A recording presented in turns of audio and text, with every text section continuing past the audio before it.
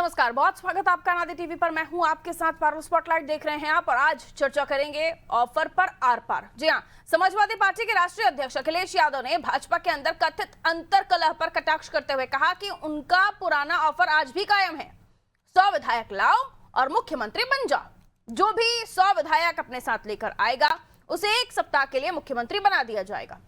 आपको बता दें, मुख्यमंत्री योगी आदित्यनाथ जापान यात्रा पर हैं। योगी की यात्रा के समय अखिलेश ने इस बार दोनों डिप्टी सीएम को ऑफर दे दिया। इससे पहले अखिलेश केशव प्रसाद मौर्य को ऑफर देते रहे हैं। इस बार ब्रजेश पाठक का नाम भी जोड़ दिया है, जिस पर सपा का कहना है कि भाजपा सरकार में दलित पिछड़े मंत्रियों को अपने विभाग के फैसले लेने का अधिकार नहीं है।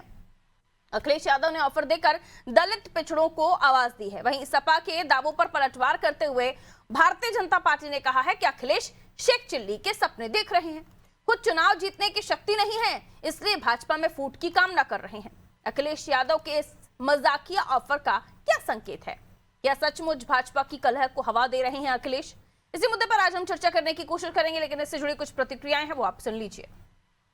हम लोग ऑफर देते हैं, वो वापस रिवाइव करते हैं ऑफर दोबारा। 100 विधायक लाइए और मुख्यमंत्री बन जाइए। माननीय अखिलेश यादव जी का ये बयान कोई सामान्य राजनीतिक बयान नहीं है, बल्कि ये भाजपा के भीतर चल रही अंतर्कलह और अपमान का सच का आईना है। आज उत्तर प्रदेश में हालत ये है कि दोनों उप मुख्यमंत्री केवल नाम के हैं। उनके पास न निर्णय लेने की शक्ति है और न ही विभाग चलाने की स्वायत्तता। अखिलेश जी ने 100 विधायक लाओ मुख्यमंत्री बन जाओ का ऑफर देकर दरअसल भाजपा के उन पिछड़ों और दलित नेताओं के दर्द को आवाज दी है, जिन्हें भाजपा ने वोट लेने के लिए इस्तेमाल तो किया, लेकिन सम्मान देने के वक्त किनारे लगा दिया। माननीय अखिलेश जी का आशय बिल्कुल साफ है। अगर आप में क्षमता है, अगर आपके पास विधायकों का समर्थन है, तो आप दूसरों की जी हजूरी क्यों कर रहे हैं? भारतीय जनता पार्टी के सभी इंजन आपस में लड़ रहे हैं। कभी उप मुख्यमंत्री भ्रष्टाचार को लेकर मुख्यमंत्री को पत्र लिखते हैं, कोई कार्रवाई नहीं होती। कोरोना काल के समय उप मुख्यमंत्री ने पत्र लिखा, सरकार कोई संज्ञान नहीं ले पाई। शंकराचार्य जी को और उनके बटुकों को चोटी पकड़कर घसीटा गया, मारा गया, अपमानित किया गया। उप मुख्यमंत्री जी आवाज उठाते हैं, सरकार कोई उन भ्रष्टाचारी अधिकारियों पर कार्रवाई नहीं करती है। तो इस तरीके से दोनों उप मुख्यमंत्री जो लगातार मुख्यमंत्री पर, सरकार पर सवाल खड़ा कर रहे हैं, उसके बावजूद उनकी नहीं सुनी जा रही। तो जनता ने आपको चुनकर भेजा था कि उनके हित में काम करेंगे, लड़ाई लड़ेंगे। अगर नहीं लड़ पा रहे हैं तो उनको जरूर अपने दायित्वों का निर्वहन करने के लिए जमीन पर उतरना होगा। इस्तीफा देकर मैदान में आइए और अवसर आपको मिलेगा। अखिलेश यादव शेख चिल्ली के हसीन सपने जैसे सपने देखा करते हैं।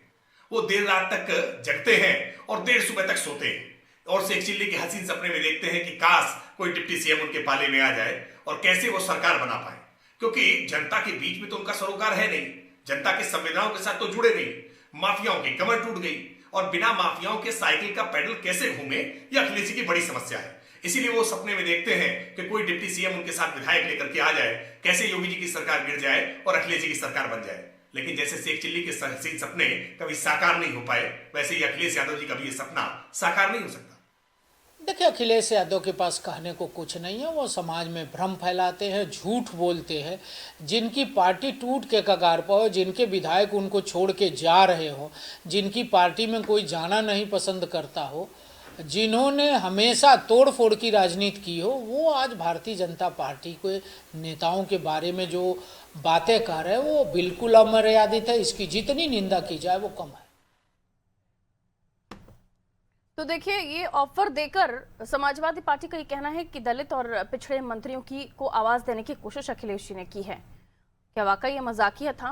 और मजाकिया था तो सपा प्रवक्ता ये क्यों कह रहे हैं कि अंतर्कलह चल रही है पार्टी के अंदर? जो डिप्टी सीएम है उन्हें अपने अधिकारों को उपयोग करने का किसी तरह का कोई उनके पास अधिकार है नहीं कि वो अपने जो निर्णय है वो ले सके। तो तमाम तरह के आरोप लगाए जा रहे हैं, लेकिन बीजेपी से शेख चिल्ली के सपने कह रही है कि अखिलेश जी शेख चिल्ली के सपने देख रहे हैं और ये कभी सच नहीं होंगे। आइए मिलियन मेहमानों से जो हमारे साथ चर्चा में जुड़ रहे हैं आगे समझने की कोशिश उन्हीं से करूंगी। भारतीय जनता पार्टी से प्रमोद मिश्रा जी हमारे साथ जुड़े हुए हैं, बहुत स्वागत सर। धर्मेंद्र सिंह जी समाजवादी पार्टी का पक्ष रखने के लिए हमारे साथ बने हुए, आपका भी वेलकम सर। मनोज सिंह जी कांग्रेस प्रवक्ता है, हमारे साथ जुड़े हुए, आपका भी स्वागत करती हूँ। क्या वाकई अंतर्कलह है धर्मेंद्र जी? और शायद यही वजह है कि समाजवादी पार्टी प्रमोद जी जुड़े हुए हैं। प्रमोद जी, क्या वाकई ये जो अंतरकला है वजह यह है जिसकी वजह से ऑफर मिल रहे हैं, और ये पहली बार नहीं है, ये दोबारा अखिलेश जी ने प्रयास किया है, और इस तरह का कोई ऑफर अगर उनकी तरफ से दिया जा रहा है तो इससे आप लोग शेख चिल्ली के हसीन सपने कह रहे हैं। वो तो कह रहे हैं कि दलितों और पिछड़े मंत्रियों को आपकी पार्टी में किसी भी तरह का निर्णय लेने का कोई अधिकार नहीं है। नमस्ते पारुल जी। और आप बाकी प्रवक्ताओं को भी मेरा नमस्कार। मेरी आवाज उधर से रिटर्न हो रही है, इको हो रही है, बहुत डिस्टर्ब हो रही है। चेक कर लीजिए पीसीआर प्लीज। जी प्रमोद सर, आप कहें। जी देखिए, जो उन्होंने बयान दिया हुआ है, हताशा में, निराशा में, अब पता नहीं क्या उनकी राजनीतिक व्यवस्था है।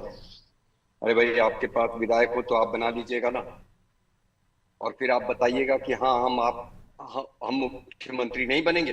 अभी उनके एक प्रवक्ता का बयान सुन रहे थे कि इसमें क्षमता होगी वो बनेगी, वो बनेगा मुख्यमंत्री सपा से।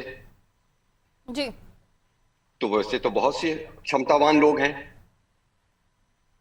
माता प्रसाद पांडे जी नेता प्रतिपक्ष हैं, क्या उनको मुख्यमंत्री का चेहरा बना करके चुनाव लड़ने जा रहे हैं क्या? शिवपाल जी को बना करके लेके जा रहे हैं क्या? या दलित पिछड़े जो नारा है उस वर्ग से किसी को मुख्यमंत्री बनाने के लिए जा रहे हैं क्या अखिलेश जी? कभी नहीं जाएंगे। देखिए, जनता से जुड़े हुए विषयों से कोई सरोकार नहीं है। अब ये कोई मुद्दा है? मुद्दा विहीन राजनीति, दिशा विहीन राजनीति, न नीतियां, न नीति, न नीयत, कुल मिलाकर के बस यही सुर्खियों में बना रहना। तो सुर्खियों में बने रहने से राजनीति नहीं चलती है। अब ये उनकी राजनीतिक व्यवस्था है, इसके अलावा करें क्या? लगभग 9.5 लाख करोड़ का बजट प्रस्तुत किया है भाजपा नीति सरकार ने उत्तर प्रदेश में। 3 गुना ज्यादा है उनसे। प्रदेश प्रगति पथ पर आगे बढ़ रहा है। वो जान रहे हैं कि जनता का रुझान किधर है, कहने को कुछ है नहीं, तो क्या करें? अंतरकलह। उनके यहां पिता के हाथ से माइक छीनने वाला व्यक्ति किस तरह की बातें कर रहा हो। चाचा जी को यही नहीं समझ में आ रहा कि वो है या नहीं है। यादवों के नाम पर सिर्फ एक परिवार से 5 यादव चुनाव लड़ते हैं, बाकी यादव सक्षम नहीं है, या फिर ये डिक्लेयर कर दे कि वो अक्षम है, उनके अंदर योग्यता नहीं है। तो उनके बयान को इतनी गंभीरता से लेने की आवश्यकता नहीं है। और जहां तक बात है उनके बयानों पर प्रतिक्रिया की, तो वही उप मुख्यमंत्री और हमारे बाकी नेता प्रखरता से उनका जवाब भी दे देते हैं।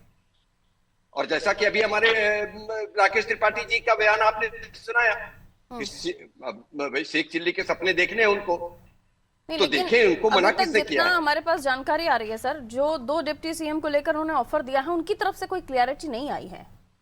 नहीं, क्या ऑफर दिया है? ये ऑफर पे कोई प्रतिक्रिया और क्लैरिटी देने की आवश्यकता है क्या? नहीं तो वो साफ कर दे, हमें आपका ऑफर कोई स्वीकार नहीं है, चाहे आप किसी भी लहजे में वो क्यों? नहीं, वो क्यों?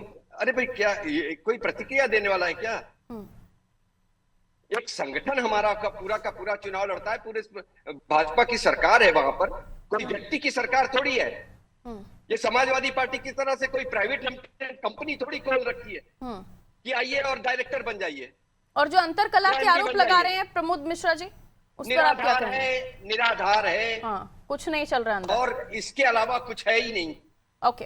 अब कपोल कल्पित कोई विचार सवेरे उठे 11 बजे उठ करके और दिमाग में कुछ आ गया और तो कुछ बोल देना है, तो वो यूपी के 2 लड़कों वाला भूत अभी तक सवार है ना, क्या करेंगे?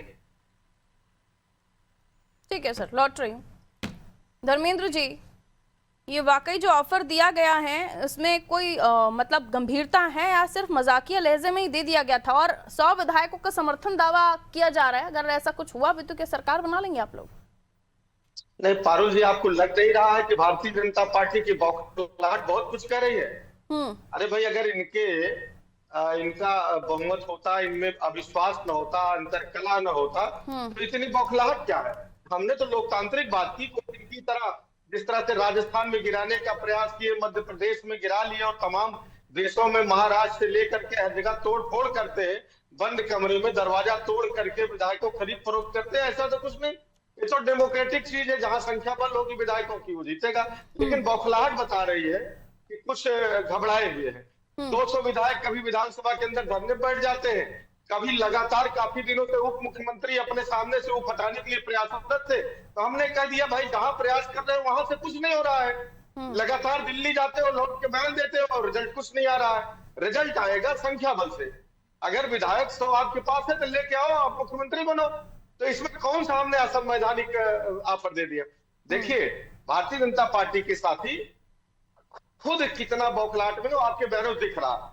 दूसरी बात, अगर कह रहे थे कि बयानों को तोड़ मोड़ सुर्खियों के लिए, तो साहब आज तक जो है उत्तर प्रदेश के मुख्यमंत्री के जबान से महंगाई पर, बेरोजगारी पर, भ्रष्टाचार पर, नौजवानों की नौकरियों पर, आबादी पर कभी भाषण देते हुए सुना है? कटोगे तो बटोगे, दाढ़ी से पहचाने जाएंगे, किसके घर में क्या मसाले महक रहा है उससे पहचानने वाले लोग। गवर्नेंस, परफॉर्मेंस, डेवलपमेंट की बात कर रहे, तीनों में शून्य। तो लगातार जो फेल सरकार है उसकी बौखलाहट बता रहे हैं कि कुछ बहुत बड़े पैमाने पर अंदर असंतोष। नहीं, तीर तो बहुत बार आप मारने की कोशिश कर चुके हैं, लेकिन निशाना हर बार चूक जाता है। इस बार भी आपको लगता है निशाना चूकेगा? पहले भी तो इस तरह की बातें अखिलेश जी कह चुके हैं ना, उसका कोई नतीजा तो निकला नहीं। ये पूरी तरह लोकतांत्रिक बात है। देखिए, हमको जो सरकार बनानी, हमें क्या करना है, हमारे पार्टी के अंदर इस तरह की बातें नहीं, न कोई उप और मुख्य लड़ रहे हैं, न स्टूल और कुर्सी की लड़ाई है। 2024 में जनता ने इनको आईना दिखाया। उत्तर प्रदेश के अंदर लोकसभा के आम चुनाव में भारतीय जनता पार्टी जो अब की बार 80 सीट की बात कर रही, 60 पार की बात कर रही थी, उसको कहां पहुंचा है सबने देखा है। और विधायक नंबर ऑफ कॉन्स्टिट्यूएंसीज देखे तो समाजवादी पार्टी को पूर्ण बहुमत देने का काम किया है और 2027 में इनका सफाया करने जा रही है।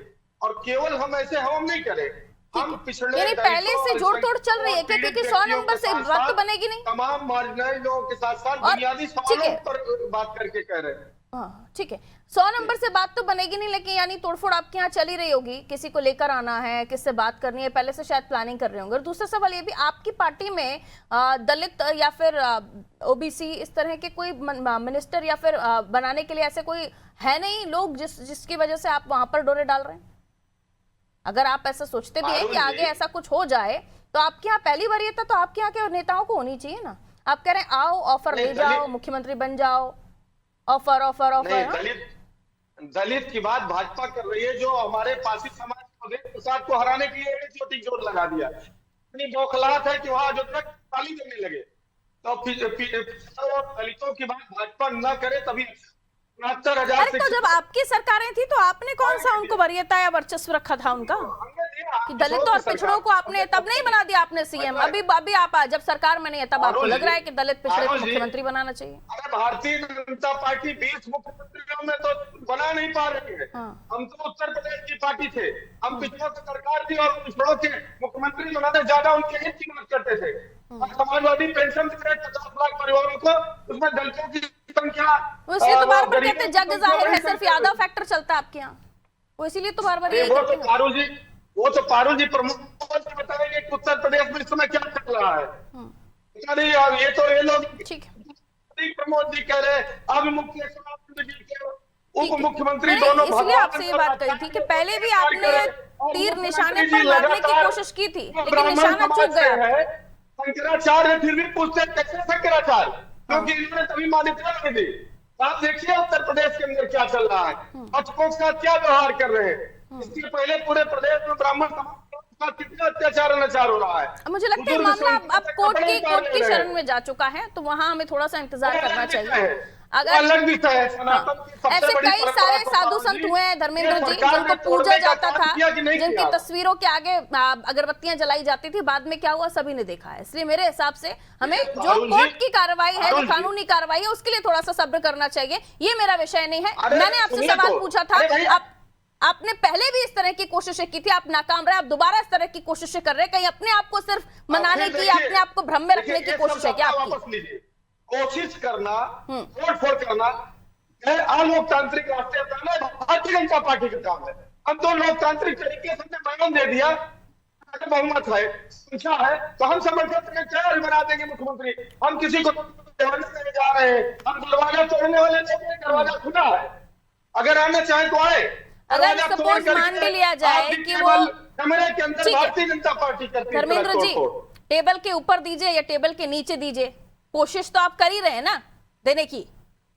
अभी अगर आप बीजेपी पर आरोप लगाते हैं तो आप खुल्लम खुल्ला वो कर रहे हैं, तो ये अलोकतांत्रिक और लोकतांत्रिक वाली परिभाषा से मत दीजिए। मैं क्या कह रहा हूं, आप खुद चैनल के लोग हैं, आप लोग लगातार चला रहे हैं। क्या शंकराचार्य जी के लिए मुख्यमंत्री जी ने सदन में कहा कि तमाम लोग शंकराचार्य लिख के चलते हैं? हर खबर चल रही है सर, हर बात चल रही है, मेरा टॉपिक ये नहीं है इसलिए मैं इस पर चर्चा नहीं करूंगी। इससे पहले वाली डिबेट में अगर आप इससे पहले वाले टॉपिक पर आते तो जरूर आपको इस बात का जवाब मिलता। मेरे एक और मेहमान वेट कर रहे हैं, मैं उनकी तरफ रुक कर रही हूँ। Okay, coming back to you sir.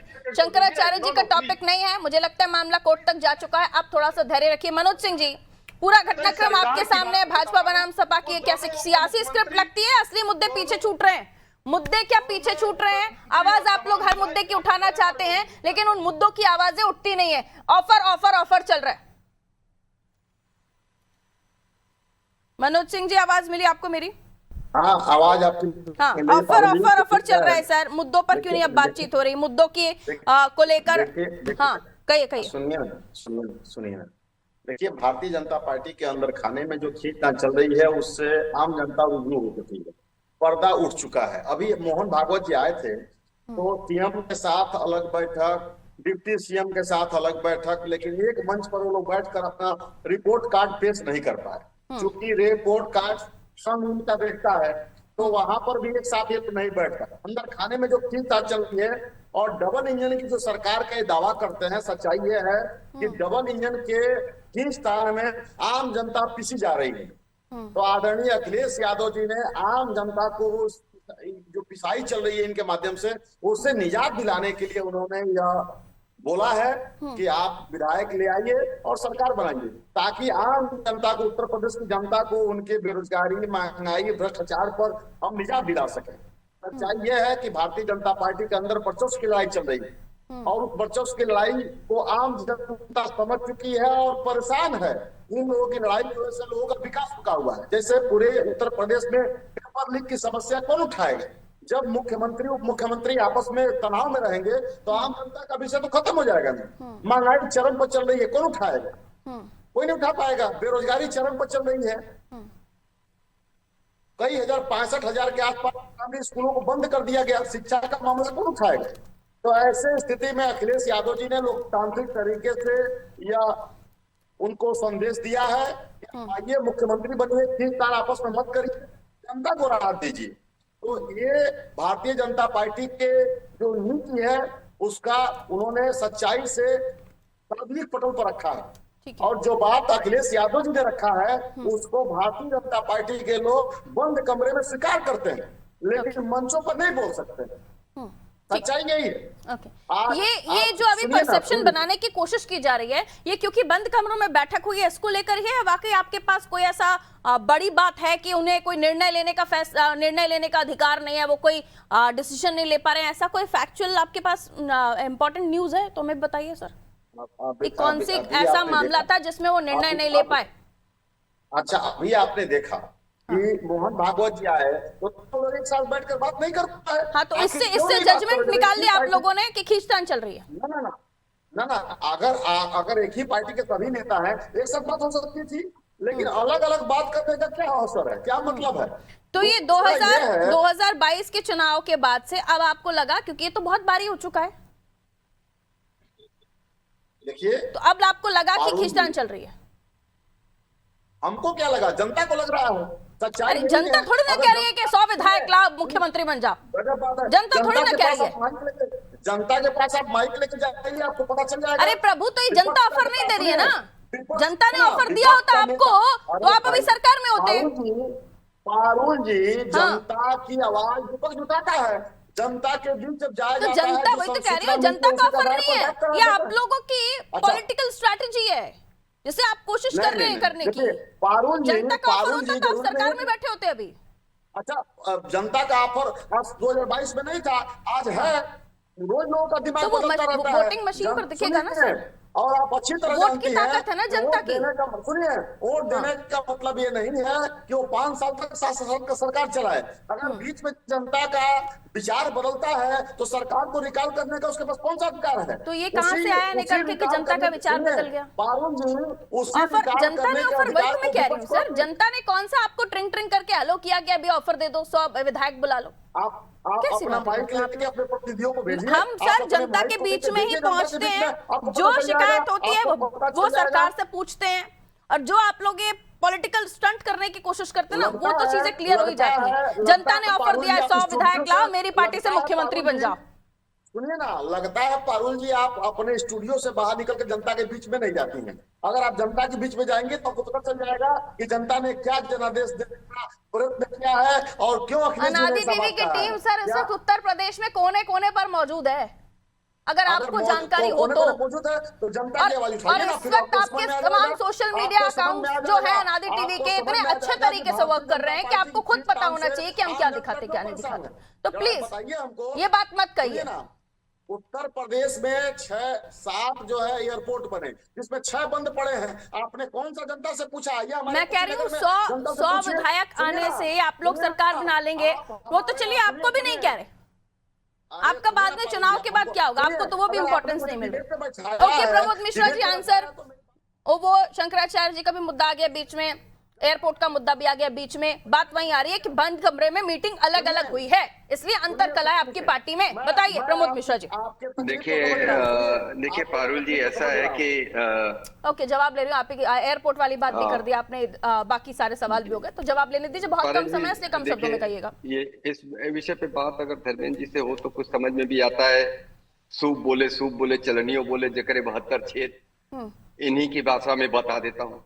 अरे भाई, उनको तो परेशानी इस बात की है कि इसकी इनकी भाषा में बता क्या मतलब है डिबेट का? क्या भाई साहब, एक मिनट उन्होंने रुक जाइए। 10 मिनट बोला तो बीच आपने बीच में कितने मिनट टोका, और एक जब हम मिनट। बोलते हैं तो आप लगातार बोल रही है। क्या मतलब है इसका?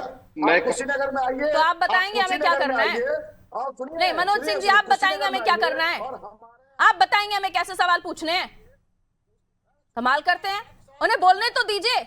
उन्होंने बोला तब भी मैंने बीच में टोका, वो आपको सुनाई नहीं दिया? कौन सी मशीन लगाए हुए कान में? पारुल जी, एयरपोर्ट को सुनिए, हमारे एयरपोर्ट को ये पूछिए। इससे आपके वोट नहीं आएंगे सर। एंकर्स को, मीडिया को लेकर आप जो गुणगान करते रहते हैं ना, इससे वोट नहीं आएगा। संगठन मजबूत कीजिए, म्यूट कीजिए इनको, और बारी बारी से एक एक लाइन में अपना जवाब दीजिए। बहुत कम समय मेरे पास, फिर कहते हैं टाइम नहीं देते एंकर्स। कहिए Pramod Mishra ji, only 1 line please. Parul जी, जमीन से जुड़े नहीं बोल पा रहे हैं, खुशीनगर बोल रहे हैं, ये जमीन से जुड़े हुए हैं। खड़गे जी बोलते हैं कि हाई कमांड से पूछ के निर्णय लेंगे, और इनके तो बड़ा विधायक है भाई, इनको तो तकलीफ ये है कि समाजवादी पार्टी इनको क्यों नहीं ऑफर दे रही है। इनको तो समस्या। अरे भाई मनोज जी, आपके बीच में बोला नहीं मैं, आप क्यों बोल रहे हैं बीच में? अरे बात आप क्या जबरदस्ती बात रखेंगे? आप मुसलमान माने कांग्रेस, कांग्रेस माने मुसलमान कहने वाले मुख्यमंत्री नहीं क्या डिबेट करेंगे? क्या डिबेट करेंगे आप? आपके पास कोई वाक्य नहीं है, कोई शब्द नहीं है आपके पास। आपके अंतर कलो को मनोज जी, क्या कुछ रट के आए हैं? डिसाइड करके आए हैं कुछ? नहीं, रट के आए हैं कुछ? आपकी पार्टी की तरफ से ज्यादा ऐसा प्रोत्साहन मिलता है कि ऐसा कुछ करने से? नहीं हो सकता है। नहीं, ये तरीका नहीं है मनोज जी, ये तरीका नहीं है डिबेट करने का, ये तरीका नहीं है जो आप कर रहे हैं। ये अच्छी बात नहीं है, ये पढ़े लिखे लोगों की सिम्टम्स नहीं है, सिंबल्स नहीं है कि आप जो बता रहे हैं सर। प्लीज, अच्छी बात नहीं है। धर्मेंद्र जी प्लीज आप एक लाइन में अपनी बात कर लीजिए, मुझे इजाजत नहीं होगी। प्लीज मनोज जी को आप म्यूट कीजिए। ये तरीका नहीं है मनोज जी डिबेट करने का। आप दूसरे को सिखा रहे हैं कि आपके पास बोलने के लिए कुछ नहीं है। जी Dharmendra ji please. Public platform पर उत्तर प्रदेश के तमाम मंत्री, चाहे वो इनके सहयोगी दल के हो, चाहे दोनों उप मुख्यमंत्री,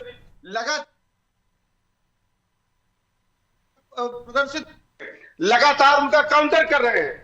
और आप कह रहे हैं सर के अंदर कोई अंतर। Dharmendra ji, I am sorry, आपके पास कॉल आ रहा है, आपकी आवाज म्यूट हो रही है लाइन पे। I am really very sorry for this. Thank you so much, बहुत बहुत शुक्रिया आप सभी हमारे साथ जुड़े।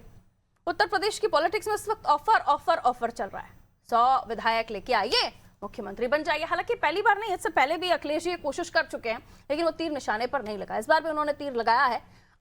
लगेगा या नहीं लगेगा ये तो खैर पता नहीं, लेकिन हाँ बीजेपी कह रही है उनके शेख चिल्ली के सपने हैं। अब बताइए, बीजेपी कह रही है कि आपकी पार्टी में भी इतने लोग हैं, उनके बारे में भी सोच लीजिए। कांग्रेस को तो उन्होंने बिल्कुल साइड ही कर दिया इस मामले में, नो इंटरफेयर।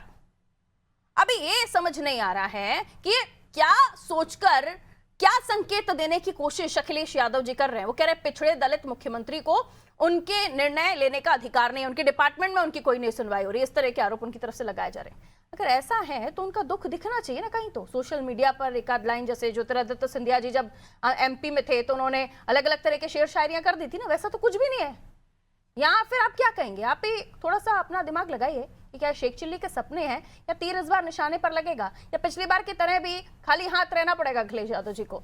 उनका सपना जो है सपना वो वाकई साकार हो पाएगा, और 100 नंबर लेकर वो करेंगे भी क्या? उससे सरकार थोड़ा ना बना पाएंगे, उसके बाद भी उन्हें नंबर्स चाहिए। तो फिर क्या तैयारी है सपा की, या सिर्फ एक ये फेंका हुआ तीर है जो उनको लगता है कि शायद तुक्का लग जाए? दीजिए इजाजत, नमस्ते।